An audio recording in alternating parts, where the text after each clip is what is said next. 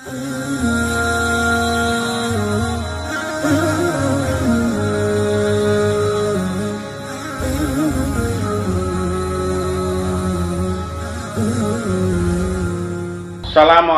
warahmatullahi wabarakatuh. Selamat berjumpa kembali di dalam ruang sejarah. Pada pertemuan kali ini, Bapak akan menyampaikan tentang kerajaan maritim pada masa Islam sesi 3, yaitu Kerajaan Demak, Kerajaan Mataram Islam, Kerajaan Gorontalo, dan Kerajaan Ternate Tidore. Untuk melengkapi dan memperdalam materi yang akan Bapak sampaikan, silakan apa yang kalian punya seperti buku paket, silakan dibuka pada materi tersebut di atas. Selanjutnya, selamat mengikuti ya dari video Bapak selanjutnya. Sekarang kita lihat Kerajaan Maritim Islam Kerajaan Demak. Demak itu dikenal juga Demak Bintoro karena merupakan nama desa ya yang terletak di sebelah timur kota Semarang. Demak itu pada mulanya berada di pinggir pantai ya anak-anak, yaitu di Selat Muria ya. Sekarang sudah bergeser menjadi 30 km dari garis pantai. Kerajaan Demak itu didirikan oleh Raden Patah yang merupakan bangsawan dari Palembang. Konon masih keturunan dari Majapahit. Berikutnya setelah Raden Patah digantikan oleh Pati Unus, disebut juga Pangeran Sabranglor. Kalian jelaskan ya kenapa disebut Pangeran Sabranglor. Sedangkan Kerajaan Demak mencapai puncak kejayaannya itu pada masa Sultan Trenggono. Pada masa ini Kerajaan Demak menjadi kerajaan maritim yang sangat disegani pada saat itu. Ya. Sekarang kita lihat wilayah Kerajaan Demak sampai menyerang Sunda Kelapa yang merupakan dahulu wilayah kerajaan Pajajaran.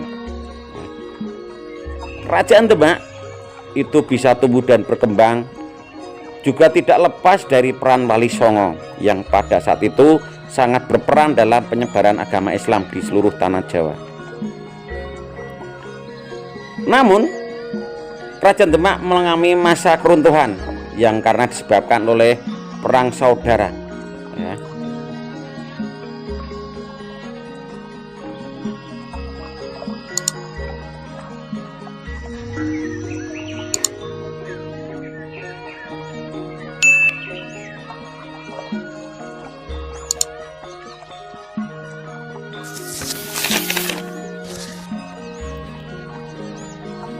Kerajaan yang kedua adalah Kerajaan Mataram Islam. Kerajaan Mataram Islam itu sekarang terletak di Yogyakarta. Tentu kalian tahu ya di mana Yogyakarta itu.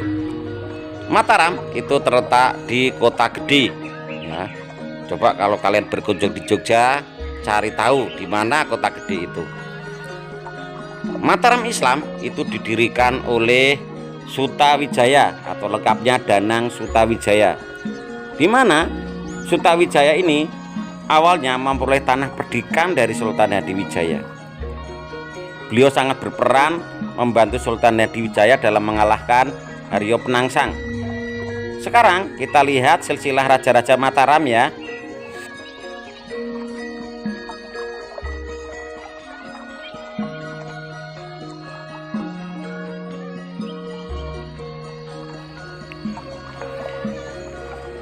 Kerajaan Mataram Islam mencapai puncak kejayaannya pada masa Sultan Agung Hanyokrokusumo.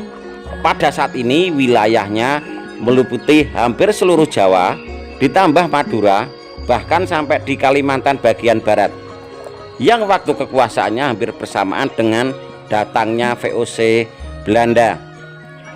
Beliau pernah menyerbu Batavia ya. Dengan bantuan para pembantu-pembantunya, beliau menyerang sebanyak 2 kali.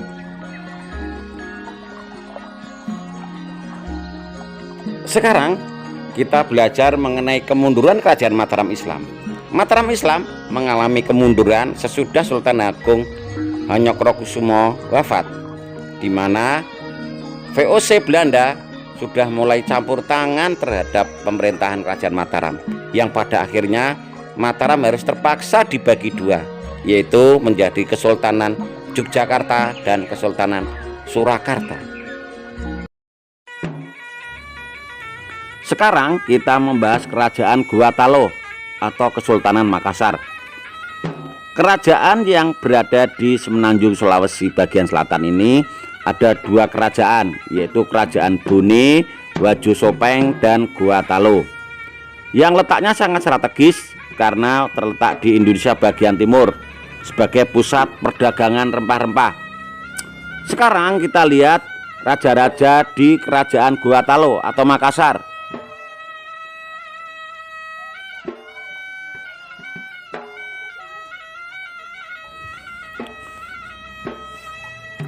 Kerajaan Makassar atau Gorontalo itu mencapai puncak kejayaannya pada masa Sultan Hasanuddin, ya. Pada masa beliau, kerajaan ini memiliki wilayah yang sangat luas. Kerajaan-kerajaan di sekitarnya berhasil ditaklukkan, ya, karena letak sangat strategis, memiliki pelabuhan yang baik, serta ditunjang jatuhnya Malaka, itu semakin membuat kerajaan Makassar menjadi besar, ya. Sekarang kita lihat wilayah kerajaan Makassar, ya, dari Sulawesi, Kalimantan bagian timur, bahkan sampai di Nusa Tenggara bagian barat. Atas kegigihannya melawan Belanda itulah Sultan Hasanuddin mendapat sebutan ayam jantan dari timur. Namun ayam jantan dari timur ini berhasil ditaklukkan oleh Belanda melalui siasat adu domba.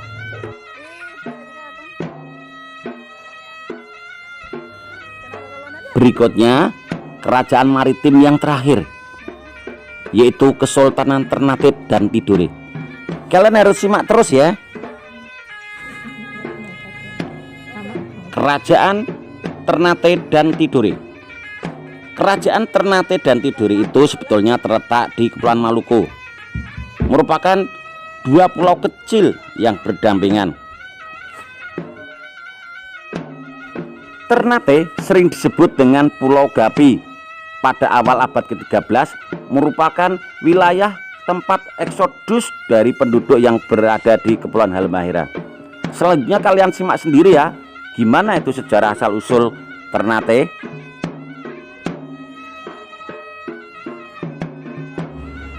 Sedangkan Tidore berasal dari bahasa Arab, yaitu dari kata taduri yang artinya kamu datang.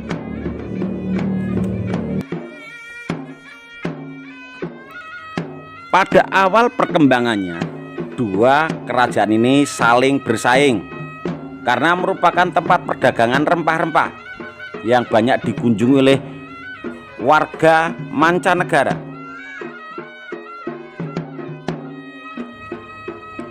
Hal ini terbukti dengan adanya persekutuan Uli Lima dan Uli Siwa.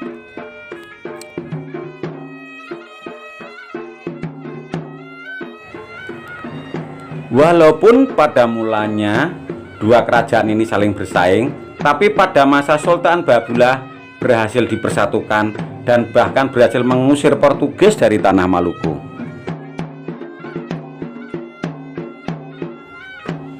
Demikian pula kerajaan Tidore mencapai puncak kejayaan pada masa Sultan Nuku, lengkapnya Sultan Nuku Muhammad Amiruddin, yang bersekutu dengan Inggris berhasil mengusir Belanda dari tanah Maluku.